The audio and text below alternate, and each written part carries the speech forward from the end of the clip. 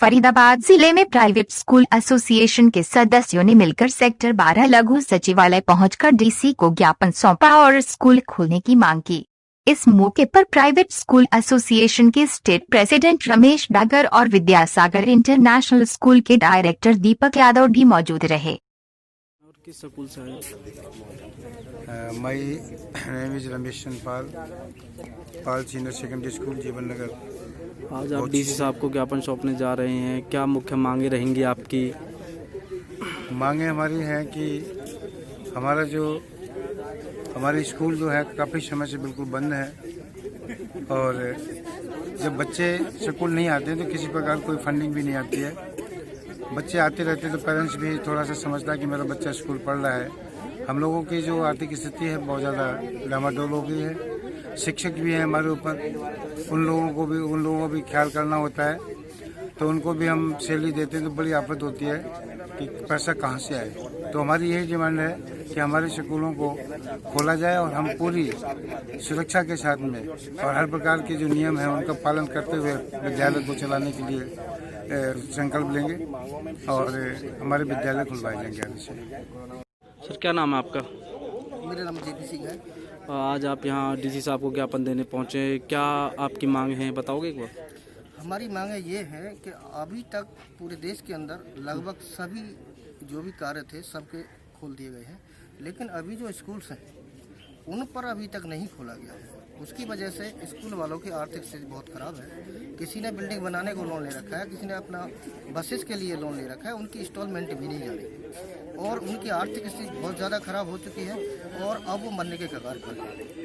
उसमें अगर सरकार ने अभी तक जितने भी इनके टैक्सेस हैं, रोड टैक्स है, बसेस का टैक्स है और एक प्रॉपर्टी टैक्स स्कूल का जाता है 11,000 नगर निगम का, वो हमसे कंटिन्यू लेती है। हमारे स्कूल से बंद पड़े हैं लेकिन बिजली का बिल भी कंटिन्यू जा रहा है। स्कूल के अंदर सारा बंद होने के बाद भी प्रॉपर बिजली का बिल जा रहा है, नगर निगम वाले पैसे लेकर जा रहा है, कहीं स्कूलों को कोई राहत नहीं दी गई। ऐसा दोहरा मापदंड क्यों? उसके बाद उनकी अर्निंग सारी खत्म हो गई, उसके बाद भी सरकार ने कोई पैकेज नहीं दिया। अब सभी स्कूल वालों की एक ही मांग है कि 11 तारीख से जल्दी से जल्दी जितना होता है सभी स्कूलों को खोला जाए। हो सकता है छोटी क्लास नहीं खोलते, प्राइमरी सेक्टर ऊपर की तो तुरंत 11 से खोल देनी चाहिए। बोर्ड क्लासेस हैं, बच्चों ने पढ़ना बंद कर दिया, बहुत से बच्चों पर मोबाइल नहीं होता और इतनी अच्छी पढ़ाई वो कर भी नहीं पाते। तो सभी स्कूल वालों का मानना है कि 11 से सभी स्कूल खोले जाएं ताकि स्कूल अपनी पहली स्थिति में धीरे धीरे आगे आ सकें। बाकी सरकार इसकी तरफ ध्यान नहीं दे रही। मैंने यूपी में जाके भी देखा कि यूपी के अंदर गवर्नमेंट स्कूल, प्राइवेट स्कूल, बड़ी क्लास के स्कूल कंटिन्यू चले हुए हैं, लेकिन हमारे यहाँ हरियाणा के अंदर अभी तक ये स्कूलों को खोलने की स्थिति में नहीं है। तो हमसे एक ही रिक्वेस्ट करना चाहते हैं, डीसी साहब के माध्यम से आज सीएम साहब को और शिक्षा मंत्री जी को ज्ञापन सौंपा जा रहा है कि सभी स्कूलों को 11 तारीख से ओपन किया जाए ताकि स्कूलों की आर्थिक स्थिति ठीक हो सके और वो अपने लाइन पर दोबारा से वापस आ सके। हमने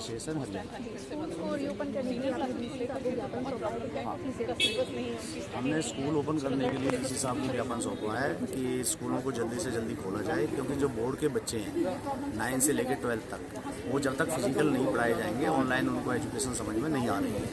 और अगर एक तरफ तो सरकार बोर्ड की फीस ले रही है, फॉर्म भी भरा रही है, लेकिन एक तरफ बच्चों की पढ़ाई नहीं हो रही है और जब बच्चे पढ़ेंगे नहीं तो एग्ज़ाम क्या देंगे। तो इसलिए स्कूलों का खोलना बहुत ही ज़रूरी है। और जहाँ तक कोरोना के कारण स्कूलों को बंद कर रखा है, तो मैं ये कहना चाहूँगा कि किसी भी स्कूल में कोई भी एक भी बंदा कोरोना पॉजिटिव नहीं हुआ, कोई किसी भी तरह का कोई बच्चा, क्योंकि स्कूलों में पूरे प्रिकॉशंस बढ़ते जा रहे हैं। बच्चा जब आता है सैनिटाइज किया जाता है, मास्क है, डिस्टेंस से बिठाया जा रहा है, टेम्परेचर चेक किया जा रहा है और इतने खुले मैदान होते हैं स्कूलों में, इतनी खुली जगह होती है, तो वहाँ पर तो इस तरह का मतलब ही नहीं होता कि कोरोना किसी भी तरह से फैल जाए जो। तो इसलिए सरकार को मैं ये कहना चाहूँगा, अगर कोरोना की रोकथाम करनी है तो जहाँ इतनी रैलियाँ हो रही हैं, वहाँ भीड़ हो रही है, बाज़ारों में, मार्केटों में भीड़ हो रही है, वहाँ पे कोरोना फैल रहा है, स्कूलों में नहीं फैल रहा। जब सरकार ने हर चीज़ को खोल दिया तो स्कूलों को क्यों नहीं खोल रहे? तो मैं सरकार से रिक्वेस्ट करूँगा कि वो सब चीज़ को खोले और साथ में जो हम पे ज़बरदस्ती के बोझ डाले हुए हैं, लाइक प्रॉपर्टी टैक्स है, इलेक्ट्रिसिटी बिल हमारे आ रहे हैं लगातार, साथ में पैसेंजर टैक्स है, बस पासिंग, रोड टैक्स। जब हमारी बस नहीं चल रही, सरकार कहती है कि ट्रांसपोर्ट फीस मत लीजिए, इधर बस चल नहीं रही, इधर पैसेंजर टैक्स लिया जा रहा है, ये कहाँ का न्याय है? तो मैं चाहूँगा कि हमारे पूरे साल का पैसेंजर टैक्स को माफ़ किया जाए, प्रॉपर्टी टैक्स को माफ़ किया जाए, साथ में बिजली का बिल है जो वो बिल्कुल नीचे लेवल पे जो बिल्कुल वो होता है वो लिया जाए मिनिमम पे। तो हम कहेंगे कि हमारे प्रधानमंत्री आपकी तरफ से क्या आश्वासन दिया डीसी साहब ने हमें बहुत अच्छा आश्वासन दिया है। उन्होंने हमसे कहा है कि अभी मैं मीटिंग में जा रहा हूँ और कॉन्फ्रेंस है उनकी, तो मैं आपके मुद्दे को इसी में रखूँगा और हम कोशिश करेंगे स्कूल खोलें कि जिससे कि शिक्षा को सही स्तर पर लाया जा सके। ऑनलाइन क्लासेस भी चल रही हैं तो उसकी बेसिस पे क्या है, किस तरह से? ऑनलाइन क्लासेस चल रही हैं, लेकिन ऑनलाइन क्लासेस को बच्चे सीरियसली नहीं लेते बहुत सारे। वो घर में पेरेंट्स हैं, मोबाइल ऑन किया इधर उधर चले गए, ठीक है, तो बच्चों को समझ में नहीं आती बहुत सारी चीज़ें, सीरियसली नहीं बैठते हैं। कई बच्चों के पास ऑनलाइन क्लासेस की सुविधा ही नहीं है, तो वो उनको ये परेशानी हो रही है। तो कई बच्चों के पास एक घर में से 4 बच्चे हैं तो एक ही मोबाइल है, ये परेशानी हो रही है। इसलिए स्कूलों का खुलना तो निश्चित ही है, और अगर स्कूल नहीं खोले जाएंगे तो शिक्षा का नाश हो जाएगा।